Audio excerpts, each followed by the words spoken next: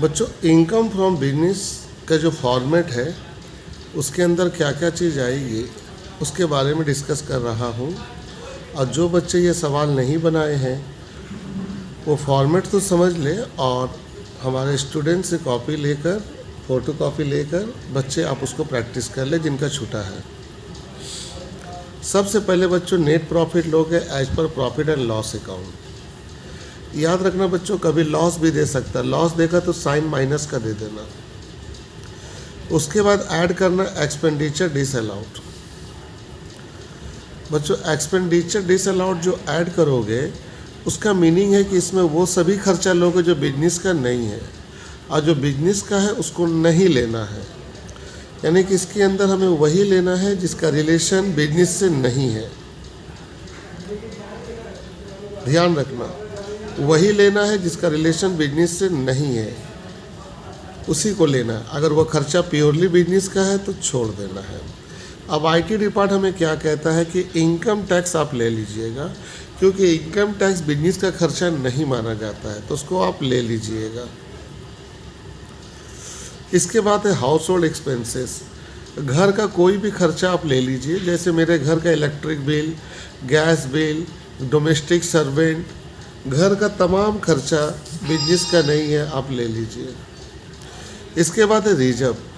अगर रिजर्व दिया हुआ है तो उसे भी ले लीजिए, क्योंकि रिजर्व निकाली जाती है नेट प्रॉफिट के बाद, इसलिए रिजर्व भी आप ले लीजिए। Provision for bad debt and doubtful debt अगर दिया रहे तो ले लीजिए। इंटरेस्ट ऑन कैपिटल, कैपिटल का जो इंटरेस्ट है वो डिसअलाउड है, ले लीजिए। कैपिटल एक्सपेंडिचर, बेटा कैपिटल एक्सपेंडिचर डिसअलाउड है। अब इसका मीनिंग जान लीजिए। जो खर्चा एक बार होती है उसे कैपिटल एक्सपेंडिचर कहते हैं। अगर पीएल में दिया हुआ है मशीन, पीएल में दिया हुआ है प्लांट, पीएल में दिया हुआ है बिल्डिंग, तो वो कैपिटल एक्सपेंडिचर है, उसको डिसअलाउड कर दीजिए। बस याद रखिएगा, एक एसेट ऐसा है जिसको बिजनेस का माना जाता है साइंटिफिक रिसर्च। अगर पीएल में दिया हुआ machine purchase for scientific research, जबकि वो एक ही बार खरीदा जा रहा लेकिन उसको बिजनेस का माना जाएगा, उसको मत लीजिएगा। साइंटिफिक रिसर्च को छोड़कर पीएल में machine, building, furniture, table, patent right अगर दिया रहे तो उसे आप ले लीजिए। लेकिन अगर लिख दे मशीन तब भी ले लीजिए, लेकिन अगर लिख दे बच्चों मशीन फॉर साइंटिफिक रिसर्च तो वह बिजनेस का है, छोड़ दीजिएगा, उसको मत लीजिएगा। इसके बाद penalty and fine for infringement of law. अगर आप फाइन या पेनाल्टी देते हैं किसी कानून को तोड़ने पे, उसको आप यहाँ ले लीजिएगा। चैरिटी एंड डोनेशन, अगर डोनेशन चैरिटी दिया है तो उसे भी आप ले लीजिएगा। Depreciation as per books of account, PL में दिया रहेगा डिप्रिसिएशन, उसको भी ले लीजिएगा। इसके बाद लाइफ इंश्योरेंस, ये पर्सनल है, इसको ले लीजिए। Salary paid to salary paid to self, मैं खुद बिजनेसमैन हूँ, मैं खुद सैलरी ले रहा हूँ। बिजनेसमैन प्रॉफिट ले सकता है, सैलरी नहीं लेगा, तो ये पर्सनल माना जाएगा, disallowed. Godown rent paid to self, godown मेरा है, रेंट मैं खुद ले रहा हूँ, disallowed. Loss on sale on fix asset, अगर फिक्स एसेट को बेचने से कोई लॉस हुआ तो वो भी डिसअलाउड। ये सब को आप जोड़ के बाहर करके जोड़ दोगे। अब यहाँ से लेस करोगे expenditure allowed but not debited to PL. ये आपका सेकेंड स्टेप होगा जिसमें आप लोगे बच्चों depreciation as per IT rule. इसके बाद आपका होगा थर्ड हेड। थर्ड हेड होगा income not chargeable under this head. ये पीएल के 22 साइड में मिलेगा। इसमें वो सब इनकम लेना है जो बिजनेस का नहीं है। सबसे पहला है डिविडेंड रिसीव। कोई भी डिविडेंड रिसीव होगा वो बिजनेस का नहीं है। इंटरेस्ट रिसीव भी बिजनेस का नहीं है। अगर रिलेटिव से गिफ्ट मिल रहा है तो वो भी बिजनेस का नहीं है बच्चों।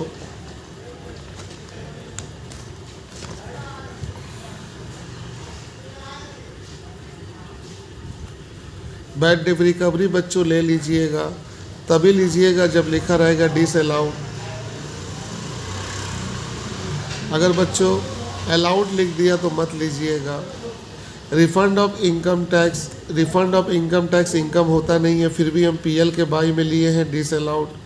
Profit on sale of fix asset, machine, building, furniture को बेचने से अगर प्रॉफिट हो रहा तो उसे आप डिसअलाउड लीजिएगा। इसके अलावा बच्चों और वो सभी इनकम जिसका रिलेशन बिजनेस से नहीं है ले लीजिएगा। जैसे मान लो विनिंग फ्रॉम लॉटरी आया, क्या लॉटरी बिजनेस का इनकम होता है? बिजनेस का इनकम तो सेल होता है, तो यहाँ विनिंग फ्रॉम लॉटरी ले लीजिएगा। विनिंग फ्रॉम कार्ड गेम ले लीजिएगा, इनकम फ्रॉम हॉर्स रेस ले लीजिएगा। ये सब बिजनेस का इनकम नहीं है, इसीलिए ये सब डिसअलाउड करिएगा।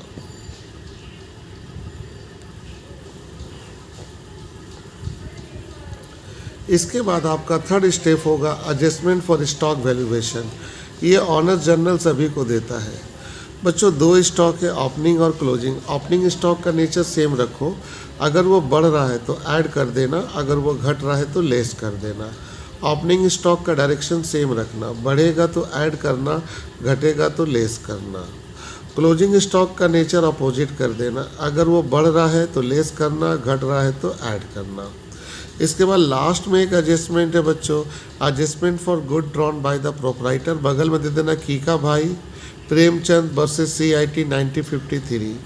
इसमें सबसे पहले आपको लेना है गुड टेकन। तो जब आप गुड टेकन लोगे तो इसकी दो प्राइस देगी, कॉस्ट प्राइस और market price, which ever is higher. दोनों में जो ज़्यादा रहेगा उसे ही लोगे।